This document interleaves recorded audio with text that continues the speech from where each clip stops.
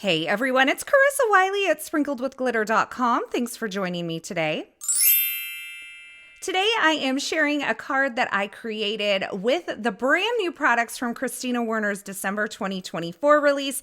I'm going to show you how to create an easy inlay. Inlay doesn't have to be intimidating. I know many of you find it intimidating. It doesn't have to be. But first, before we create, let's have a look at the brand new products in Kristina Werner's December 2024 release. This is the Cheerful Flowers bundle. It includes a background stamp, some dies, as well as a stencil set. And I love that the stencil set includes the stencil to stencil the background, and it does coordinate with that background stamp as well. This is the Checking In Sentiment set, and it also includes a die set. So you can buy this in a bundle or you can buy these products individually. But the thing I love about this die set is that it has the dies for the small little words as well. And I think that is so cool. I'm going to be using that in today's project. Next up is the Wavy Lines background stamp, another product that I'll be using today. This is 5.5 by 5.5 inches. It's great for creating texture on a card. And then we have the thin frames bundles. So these are A2 thin frames and A7 thin frames. And I love that Kristina has included some sentiment dies in each of these as well that include the shadow layers as well as the words. So those are perfectly sized for A2 and A7 cards. There is the Gradual Dots stencil. This is a really large stencil, so you can cover large areas. And finally, the Geomod stencil set. A few stencils here to create some really fun patterns and backgrounds. I'm going to use several of these products in today's card project, and I'm starting out with the Cheerful Flowers die set. Now, this die set includes kind of the outline and inlay portion, which I'm removing from the backer here, as well as a solid portion. So I'm going to start by die cutting both of these pieces from some Concord and 9th white cardstock. So I'll have the backer as well as the outline and the pieces to inlay. So you can see this is the solid portion here that everything will kind of stack up on. And then when I pulled up the outline and inlay version, everything stayed in the die. And I was like, hallelujah. I grabbed some low tack tape. This is mint tape from scrapbook.com. And I'm going to grab all of those pieces where they are out of the die. So I'm just going to keep them in place. It'll just make kind of sorting things out a little later on easier. Now, it didn't want to come out on that tape because it's not super sticky tape, and that's okay. I'm just taking what I call my little magic wand, which is an embellishment tool from Altenew, and I'm just poking through the release holes in the back of the die to press those cardstock pieces onto that tape, and then everything comes out perfectly, and I have everything sorted. I don't have to kind of figure out where everything goes. So I'm just going to set that aside while I do a little more die cutting with the outline die. Now I'm going to take that same outline die and I'm die cutting it from some matte gold cardstock from Concord and 9th. And I didn't actually use this in the completed card project, but I wanted to show you how beautiful this looks. Actually, I lie. I did use this. I used the little center dots from this flower in the finished card project. But look at how beautiful the outline is on its own, cut from that gold cardstock. I'm going to take the center portions, the little dots inside the flower, and I'm going to stick them to this mint tape where my other die cut pieces are, just so that I don't lose them as I'm creating. I know all of you know what it's like to lose a die cut piece as you're creating. Now I have the A2 thin frames. I have the smaller thin frame die, as well as the Hugs shadow, which I'm die cutting from some vellum, and the Hugs word, which I'm die cutting from some white cardstock. But look at this beautiful thin frame that's created by these dies. And you'll notice that these dies are a little thicker than your standard die around the outer edge. It has a little more metal, and that's designed so that these don't warp as they're going through your die cutting machine. It's a really smart design, and I love that. Now, I needed a piece of white cardstock to go behind my frame, and rather than using the piece that kind of inlays, I wanted it to kind of fill out behind the frame. So I'm trimming down some white cardstock to 2 3/4 by 4 inches, and I thought I might as well just trim 2 pieces, and I'll put one aside, and I'll use one of those on today's card. Now, with that white cardstock, I wanted to stamp this Wavy Lines background stamp to give it a little bit of texture. So I've laid this with the design face up on my work surface. I didn't remove the acetate that's on the back side of the stamp because I didn't want to have to peel it up off of my glass work mat. So I just have it kind of laying there on its acetate with the design face up. I've inked the stamp and then I've pressed my cardstock onto the stamp, and I'm kind of holding one hand in place to hold that cardstock in place and then using the other hand to rub over it. And you'll see that I have great ink transfer when I remove this from the stamp. And I will use this in the card in a little bit as well. So we'll come back to that stamp set. So now that I have my die cutting done and a little bit of stamping done, I'm going to go ahead and start adding some color to the pieces that I'm going to inlay in the outline. So I'm removing the outline from this mint tape, and then I'm placing the pieces in groupings of colors that I want onto my Altenew Ultra Sticky Grid Mat here. So I'm placing all of the leaf pieces together so that I can blend those in the same color, and then I will piece all of the petals of the flowers kind of together on that sticky mat so that I can ink all of those together at once. So for the petals on my flower, I'm starting out with Ballet Slipper ink, and I'm inking over the entire petal, kind of allowing it to fade out towards the tip, but not completely white. I am adding a little deeper color towards the center of those petals. And then I'm going to take a detail blending brush from Altenew, and I'm going to add some watermelon ink to the very center portion of each of these petals. That smaller brush just allows me to place the ink a little more precisely, and then I went over the entire area of those petals again one more time with a light hand of that Ballet Slipper. For the leaves, I'm using lemongrass and stardust, and honestly, I wish I would have picked a couple of colors that were a little further apart, but it worked out in the end. Now that I have my pieces ink blended and ready for inlay, I'm going to start assembling. And so I'm starting with the outline piece, and I'm adding some drops or dots of liquid glue on the back side of that, and I'm going to adhere it to the solid backer piece. This is going to give me a place to inlay my pieces. So if you try to do this without a backer, you're probably not going to be successful unless you put some sort of tape adhesive on the back. But really, this die set is designed so that you can inlay on top of this backer piece. It works out perfectly, and when you use the liquid glue, it kind of allows you to slide it into perfect positioning. And I will add a block over the top of that as the liquid glue dries. Now that I have my outline piece in place, I am going to add some liquid glue into the openings of all of these petal places, and then I will pick up each of these pieces, which I kind of kept in order on that ultra sticky grip mat, and I'm just going to lay them into the openings. And this is really easy because that outline kind of helps you nestle those into place, and they're going to line up perfectly. This is a great place to start for die cut inlay because this is not a super complicated shape with a ton of shapes. You can piece it together rather quickly and it's not overwhelming. So if you've never done die cut inlay and you want to try it, a simpler shape like this is the perfect place to start. So I'm just using my tweezers to kind of lay those into the openings as I've placed the liquid glue. And now I'm using the dots. Now the dots that I placed into the center of the flower first were the white dots that I ink blended with stardust. And I just felt like the card needed a little more shine.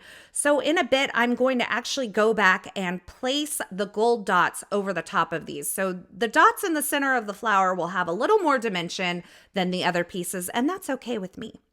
Now, I could put the gold outline onto this flower and it's beautiful, but I felt like it was a little overwhelming and I wanted the outline to have a little more dimension. So I went ahead and used the outline die to die cut from white cardstock another time. And now I'm going to stack this on top of the outline that's already there. And I considered staying with the white outline, but I felt like I wanted it to have some contrast, but not a ton of contrast. So I ended up using some pebble cardstock from Concord and Ninth to die cut the outline a third time. So there's a total of 3 outlines on this finished flower. Now, before I die cut and place that pebble piece, I'm going to inlay these gold pieces, and this ended up being the perfect amount of shine for the flower. It wasn't overwhelming, and it just gave it that touch that I was looking for. So once I have all of those placed, that's when I went back to the Pebble cardstock because I was like, what am I going to do to give this a little bit of contrast, but not make it feel too harsh? And this Pebble color, this really soft gray, it's kind of a neutral gray, ended up being the perfect outline for this floral. And I also die cut the Hugs word another time from Pebble to kind of pull in that color in another place on my card project.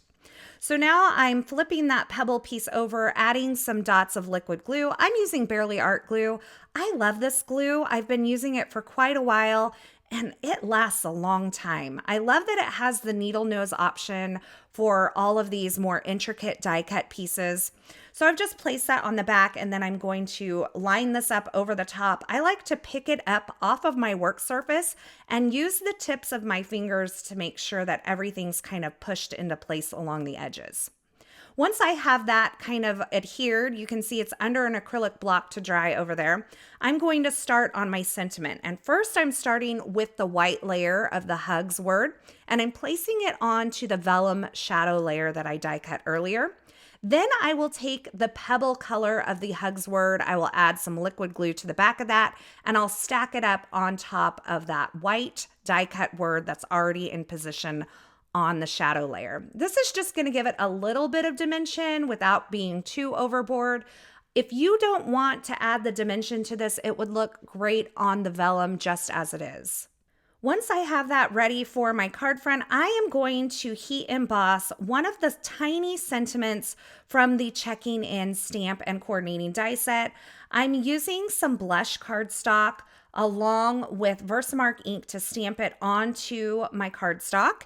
And then I will add some white embossing powder over the top and then heat set that to melt it.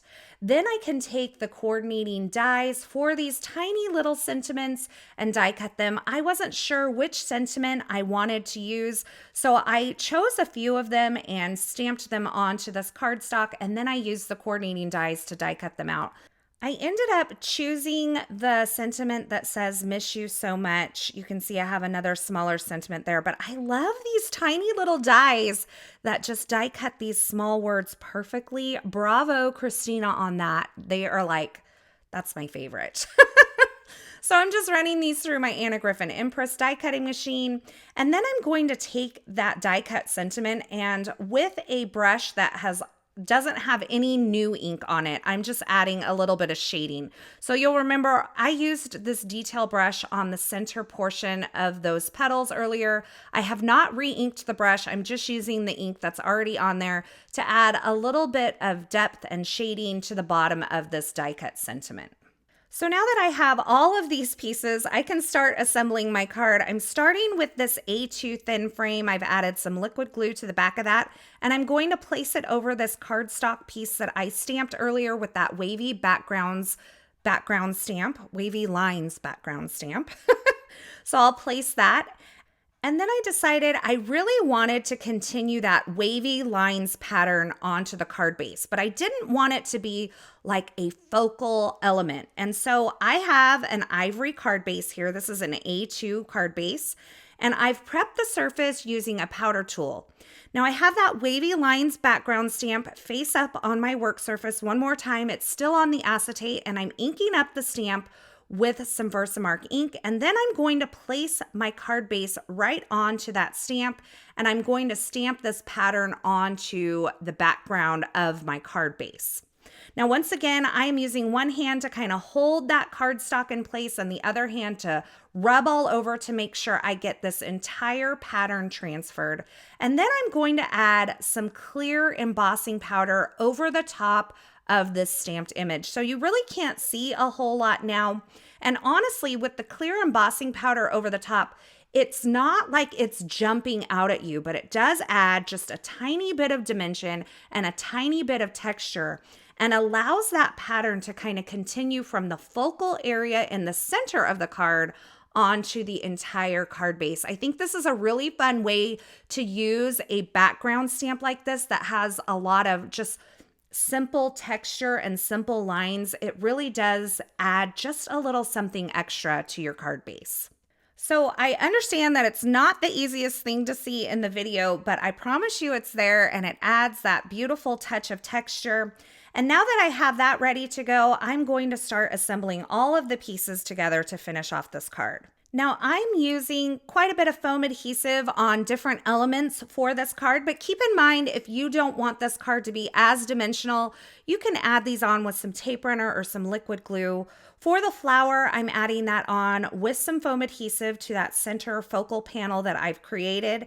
Then I'll adhere this embossed sentiment over the top of the hugs with a little bit of liquid glue. That's going to give me a place to add some foam adhesive onto the back and allow this to kind of sit level with the floral that I've created for the front of this. So you can see I've already added my adhesive to the back, and I'm just going to nestle these pieces kind of where they fit together and place that onto the panel as well. The final step after I get this sentiment placed is just to take that panel and adhere it to the card base. Now for me, I chose to use some foam adhesive, but you could skip that if you want to. And I'm just going to center that right up, and I can kind of see in person where that pattern overlaps. So I'm allowing that to guide me as well as just kind of centering it up visually. And that completes my easy inlay card featuring some brand new products from Kristina Werner's December 2024 release. I love how soft and soothing this card is. It is the perfect way to tell somebody that you miss them, that you're thinking about them. And it's a great and easy way to kind of try your hand at inlay. Now, as always, I will have links to the featured products used in this project in the description at YouTube. So if you're looking for something in particular, you can check there. Or you can head on over to my blog at sprinkledwithglitter.com. I'll have that linked below as well. Over there, you'll find more still shots, more information, and a complete list of supplies. As always, I want to say thanks so much for stopping by and hanging out with me today. I hope you enjoyed this video and I hope you enjoyed this project. If you did, be sure to give this video a thumbs up and don't forget to subscribe and turn on the notifications so you don't miss any of the paper crafting, card making, and live streams that I share here. Thanks again for watching. I'm so glad you're here. And until next time, I hope you have a fabulous day. Hey, thanks for sticking around to the very end. You know, if you've made it this far, you are one of my favorites. To subscribe to my channel, go ahead and click the button on the left side of the screen. And here's a couple more video tutorials I thought you might enjoy.